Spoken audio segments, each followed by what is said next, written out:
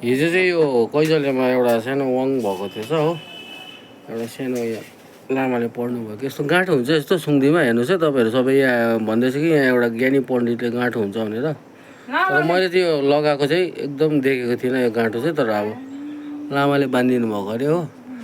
सुङ्दी एउटा क्या, यो सुङ्दी देख्दा चाहिँ मलाई एउटा तपाईँहरूलाई जोक्स याद आयो हो। यो जोक्स चाहिँ तपाईँहरू समक्ष पेस गर्न चाहन्छु।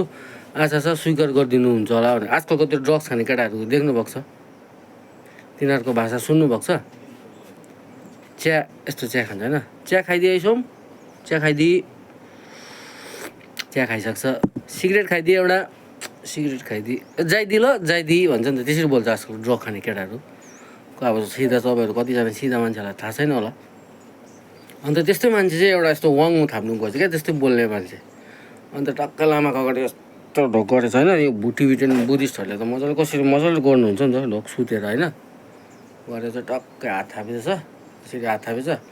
लामाले चाहिँ यसरी दिएछ क्या उहाँलाई सुङ्दी भनेर कि। अब तिनीहरूको भाषा एडिक्ट हो, यस्तो थाप्यो अरे हो, स्वाक्कै सुङ्दियो अरे कि।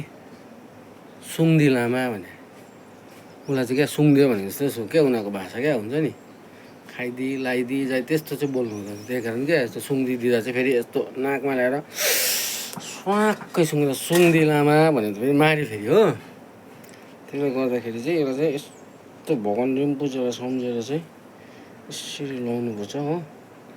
मजाको क्या हुन्छ नि यो अब। तर के गर्नु, छो चाहिँ खानु पाइएन हो। छो चाहिँ हिजै घिचेछ। ल तपाईँहरूलाई धन्यवाद।